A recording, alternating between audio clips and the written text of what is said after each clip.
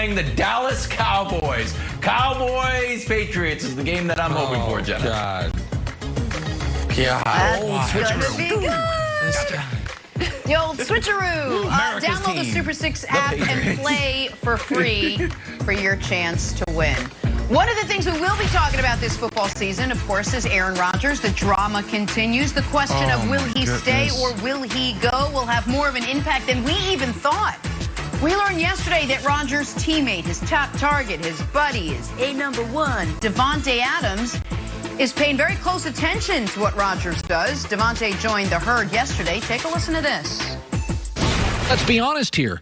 This is not a shot at Jordan Love, but if Aaron moved on, you have such an incredible working relationship with him. Would it affect your future in Green Bay?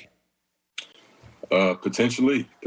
I mean, that's my guy. That's the only guy that I've had, other than that 2017 season when he got hurt. It's the only guy that I played with. And, we built up a special connection over the years that has made it, put us both in really good positions in our career. Not that he needed me to come along for it because he was already in that spot, but we established a lot together. So it would change a lot, man. Doesn't mean potentially I'd be gone, but I definitely have to do some extra thinking if my guy wasn't here. So, Brandon, this is interesting. It's one thing to just deal with Aaron Rodgers, but when Aaron Rodgers starts affecting other, dominoes and pieces that are starting to get moved around, what do you think the organization should be thinking after hearing something like this?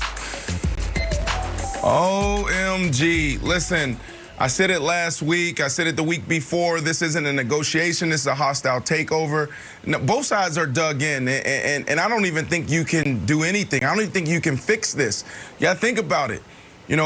There's reports out there that said that he turned down a contract that would put him as the #1 quarterback, as far as the highest paid quarterback in the National Football League. He's telling free agents, don't come. I could potentially not be there. So I don't know if there's anything they can do.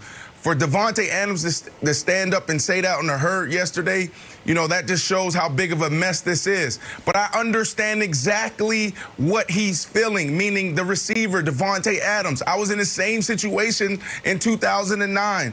Josh McDaniels becomes the head coach of the Denver Broncos, 2010. And within 3 weeks, Jay Cutler had his house on the market. 3 days later, I had my house on the market. Jay Cutler out, I'm out. I get it. The most important thing a receiver needs is a quarterback, especially when you have that type of chemistry and continuity. Like, there's just something special about that relationship. You don't have to give hand signals. You'll see most wide receivers and quarterbacks on Sundays, give a 1, give a 2, do different type of hand signals. You'll see some guys verbally communicate. When you have the relationship that Davante has with Aaron, you don't even have to talk.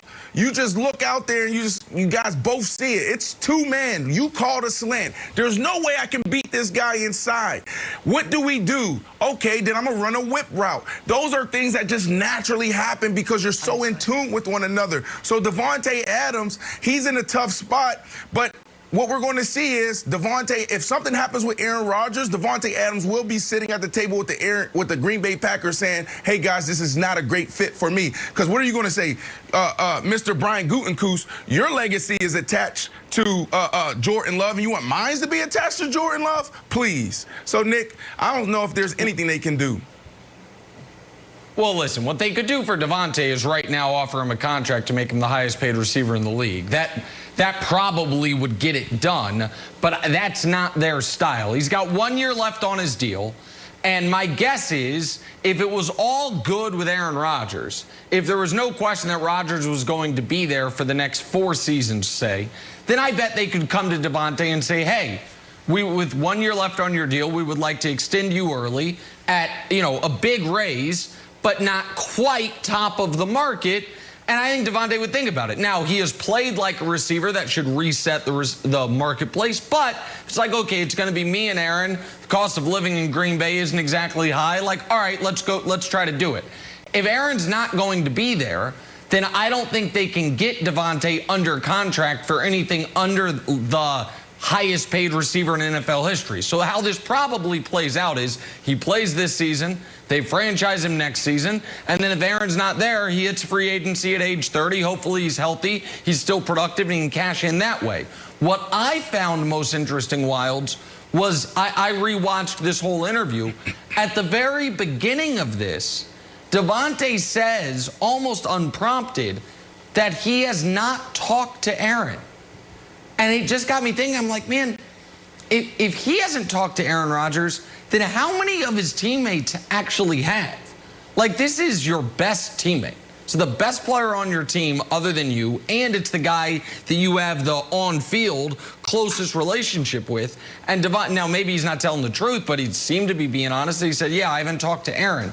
So I do wonder if some of the Packers players are operating from a bit of a black box informationally. They knew Aaron was unhappy. They know Aaron maybe doesn't respect the GM. But if they were, he said he was golfing and then heard the reports and was blindsided by them. I don't think he saw it coming that Aaron Rodgers might want out of Green Bay any more than we saw it coming. So, Brandon, I mean, I'll dig in on what Nick's question is.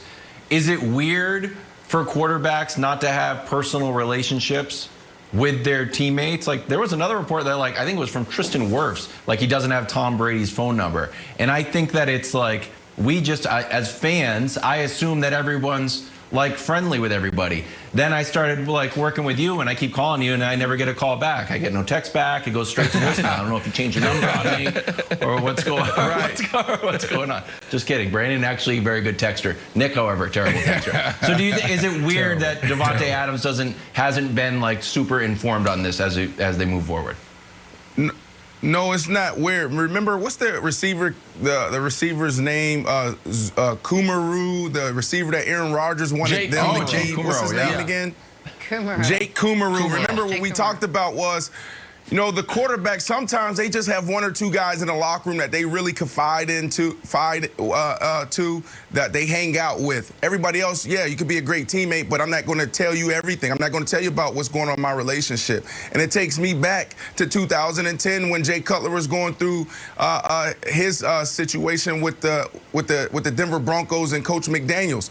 No one heard from Jay Cutler. You know, we walked in every single day, Ryan Clady, Tony Scheffler, Champ Bailey, Eddie Roy, and we all like, did you hear from Jay today? Did you hear from Jay today? Coaches, did you hear from Jay? Nobody heard from him. Why? Because Bus Cook went and sat down with Jay and said, don't talk to no one, because you don't need your business to get out. Because what we're doing over here, we don't want the Broncos to know. So it could be more of strategy than, you know, a relationship thing where Aaron Rodgers, like, if I tell Davante what I'm really thinking, that it may mess up how I'm approaching my business right now, Jenna. So Brandon, so you just like drove by his house and saw it was for sale, and you were like, oh damn, got to put mine up. Like how? Like so? Like what happened? You were like knocking on the door, like Jay, what's going? Are you leaving? Woody Page like posted something in the Denver Post, and I was like, what? I was like, how do I didn't even know how to find a realtor back then. I was like, I need to find a realtor. I need to put my house on the market. And a year later we sold it, and I was in Miami.